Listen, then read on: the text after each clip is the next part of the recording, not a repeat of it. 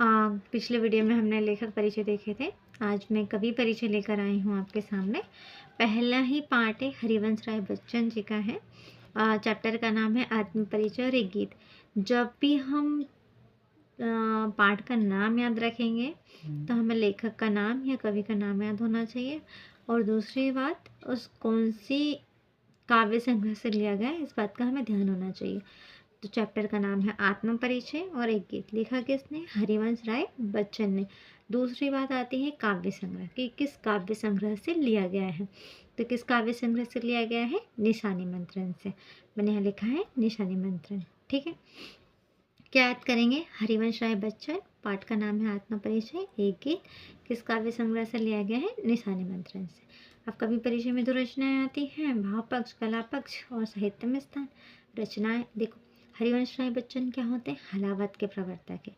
हलावत क्या होता है? जिसमें मदिरा का बहुत ज़्यादा सेवन होता था और सिर्फ मदिरा के ऊपर मदिरा वाले लोगों की बात होती थी, तो वहाँ पर क्या होता था, उसे किस नाम, क्या नाम दिया गया था? हलावत नाम दिया गया था। तो ये हलावत के प्रवर्तक है। पहली बात तो हमें ये ध्यान रखनी है। दो रचनाओं में मधुबाला, मधुशाला और मधुकलश ये रचनाएं हैं। मैंने यहाँ खादी के फूल भी लिखी हैं। निशानी मंत्रन हमें अच्छे से याद रखना है, क्योंकि निशानी मंत्रन से ही आत्म परिचय लिया गया है। रचनाएं हमें याद रखनी है। ठीक है, भाव पक्ष क्या होता है? भाव मतलब उन्होंने किस भाव को लेकर रचनाएं लिखी, उनके मन में क्या भाव चल रहे थे, है ना, किस कारण से वो रचनाएं लिखते थे, उसमें हमें भाव पक्ष में लिखना है। हरिवंश राय बच्चन हलावादी कवि थे। जैसे मैंने स्टार्टिंग में ही बताया, शुरुआत में ही बताया गया है कि क्या है, हलावत के प्रवर्तक कवि हैं। ठीक है, हलावादी मैंने बता दिया था कि हलावत क्या होता है। उनकी कविताओं में प्रेम और सौंदर्य एवं सामाजिक चेतना की भावना निहित है। उन्होंने जितनी भी कविताएं लिखी है उसमें क्या मिलेगा आपको? प्रेम, सौंदर्य, जो सामाजिक चेतना की भावना निहित है। उनके साहित्य में मानवतावाद के भी दर्शन होते हैं। ठीक है, हलावादी कवि हैं, कविताओं में प्रेम और सौंदर्य, सामाजिक चेतना की भावना मिलती है, और उनके साहित्य में क्या है? मानवतावाद के भी दर्शन होते हैं। दूसरा आता है कला पक्ष। अब ध्यान हमें ये देना है कि कला पक्ष में क्या आएगा। कला पक्ष में ये आता है कि उन्होंने जो कविताएं लिखी, उन्होंने जो काव्य संग्रह लिए हैं, वो किस कला से लिखे हैं, उनके लिखने का एक तरीका। तो सबसे पहले उनकी भाषा आती। कला पक्ष में सबसे पहले क्या आएगी? भाषा आएगी, अलंकार आएंगे, छंद आएंगे। ये कला पक्ष में आ जाता है। तो भाषा कैसी थी? हरिवंश राय जी की शुद्ध साहित्यिक खड़ी बोली थी। ठीक है, भाषा कैसी है? शुद्ध साहित्यिक खड़ी बोली है। और साथ में क्या होता है? संस्कृत के साथ साथ उर्दू, फारसी, अंग्रेजी भाषा के शब्दों का भी प्रयोग किया गया। भाषा समझ में आई? कैसी थी हरिवंश राय बच्चन जी की भाषा? शुद्ध साहित्यिक खड़ी बोली है, क्योंकि हम जब आत्म परिचय पढ़ेंगे, एक गीत पढ़ेंगे, तो उसमें हमें स्पष्ट समझ में आ जाती है ना। संस्कृत के कुछ शब्द भी मिलते हैं, कुछ फारसी, कुछ उर्दू के शब्द मिलते हैं हमें। ठीक है, अलंकार में इन्होंने कौन कौन से अलंकारों का प्रयोग किया है? अलंकार योजना में उपमा अलंकार, रूपक अलंकार, अनुप्रास अलंकार, श्लेष आदि अलंकारों का प्रयोग हुआ है। तो ये हो गया हरिवंश राय बच्चन की दो रचनाएं, भाव पक्ष, कला पक्ष, और एक आता है साहित्य में स्थान। साहित्य में स्थान क्या है?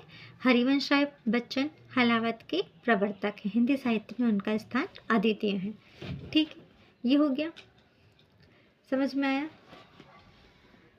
ठीक है, क्या याद रखेंगे हम हरिवंश राय बच्चन के बारे में? उन्होंने आत्म परिचय लिखा है, एक गीत लिखा है, किस काव्य संग्रह से लिया गया है? निशानी मंत्रन से लिया गया है। ठीक है, दो रचनाएं कौन कौन सी हैं? मधुबाला, मधुकलश, मधुशाला। ठीक है, निशानी मंत्रन हमें याद रखना है अच्छे से।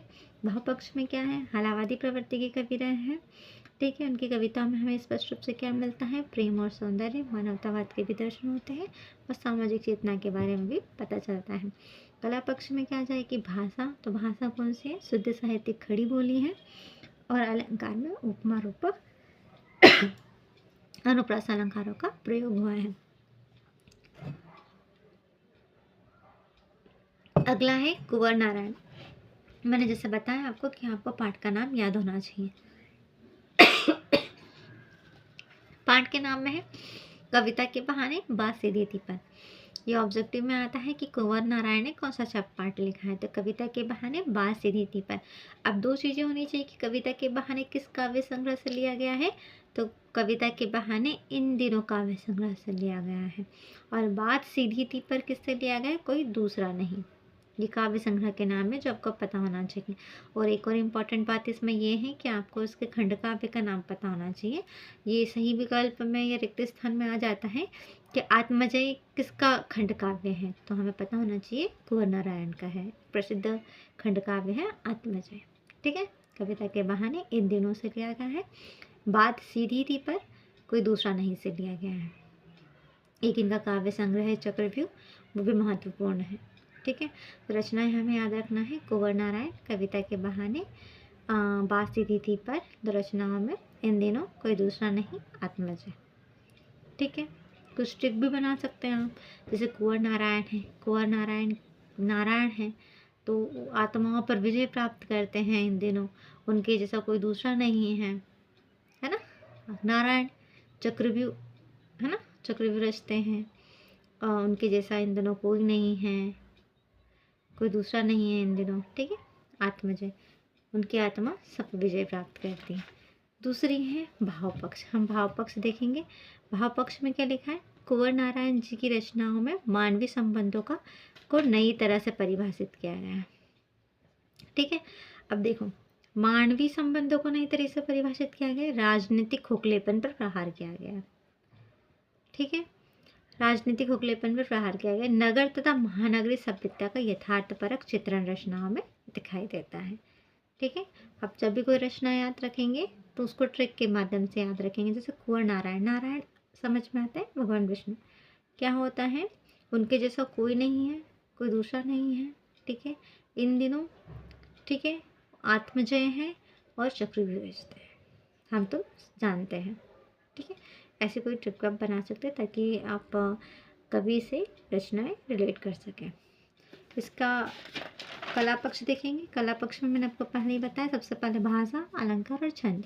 भाषा कैसी, इनकी काव्य की प्रमुख भाषा कैसी रही है, साहित्यिक खड़ी बोली रही है, जिसमें अंग्रेजी, उर्दू, फारसी, तत्सम और तद्भव शब्दावली का प्रयोग हुआ है। अलंकार, अलंकारों की अगर हम बात करते हैं तो अलंकार कैसे हैं, अनुप्रास, यमक, उपमा और रूपक अलंकारों का प्रयोग है। छंद अगर बात करें तो मुक्तक छंद का प्रयोग हुआ है। साहित्य में स्थान, कुंवर नारायण की प्रतिष्ठा और आदर हिंदी साहित्य जगत में सर्वमान्य है।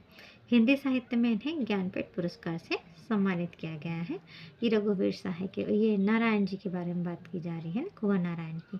कौन से चैप्टर लिखा था, बात सीधी थी पर, कविता के बहाने, इन दिनों कोई दूसरा नहीं, आत्मजय, चक्र, हम तो, ये रचना है उनकी। अब बात करती हूँ रघुवीर सहाय की, है ना। रघुवीर सहाय की बात करती है तो इन्होंने चैप्टर लिखा है कैमरे में बंद अपाहिज। किस काव्य संग्रह से लिया गया है, लोग भूल गए हैं। ठीक है, देखो, रघुवीर सहाय, कैमरे में बंद अपाहिज। अपाहिज है तो कैसा रहेगा, असहाय रहेगा। और अपाहिज लोगों को क्या होते हैं, लोग भूल जाते हैं और उनके ऊपर हंसते हैं। उनके ऊपर हंसते हैं तो आत्महत्या कर लेंगे। ठीक है, तो क्या आएगा, रघुवीर सहाय क्या लिखा है, कैमरे में बंद अपाहिज, लोग भूल गए हैं, हंसो हंसो जल्दी हंसो, आत्महत्या के विरुद्ध इनकी रचनाएं हैं। ठीक है, भाव पक्ष में क्या है, रघुवीर सहाय ने अपने काव्य में मध्यम वर्ग के जीवन का चित्रण किया है। इन्होंने अपने काव्य में समकालीन समाज में फैले भ्रष्टाचार का यथार्थ चित्रण किया है। इनकी अनेक कविताएं समकालीन समाज को जागृत करने का आह्वान करती हैं। इनका भाव पक्ष है।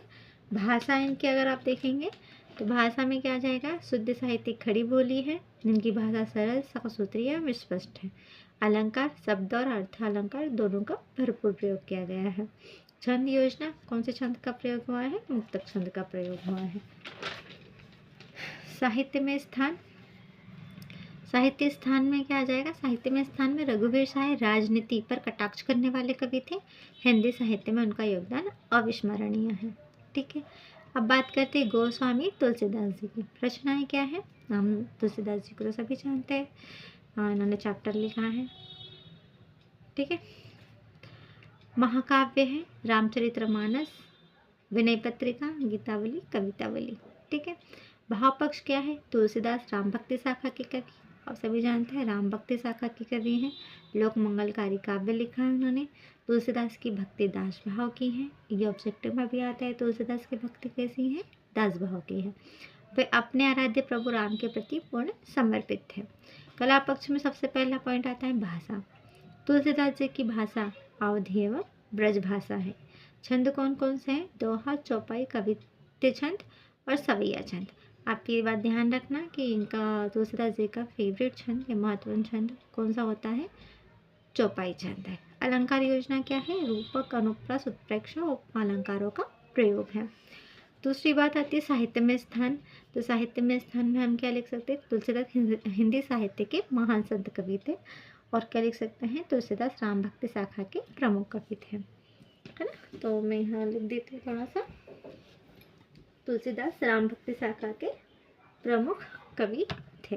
Okay, thank you. इस वीडियो को लाइक करें, शेयर करें और सब्सक्राइब करके। Okay, thank you.